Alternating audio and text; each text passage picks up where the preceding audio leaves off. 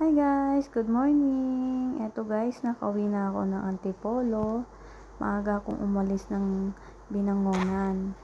So guys, katatapos ko lang maglinis ng bahay, mag-mop. Kaya eto guys, mag-aalmusal na tayo kasi nagutom ako. So salamat nga pala sa itlog na native galing kay tita.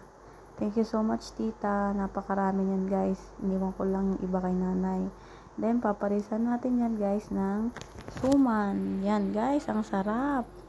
Diba guys? Ngayon guys, merong dragon fruit juice dito na may lakatan.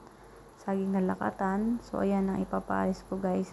Hindi muna ako magagatas o magkakape guys kasi nainitan ako.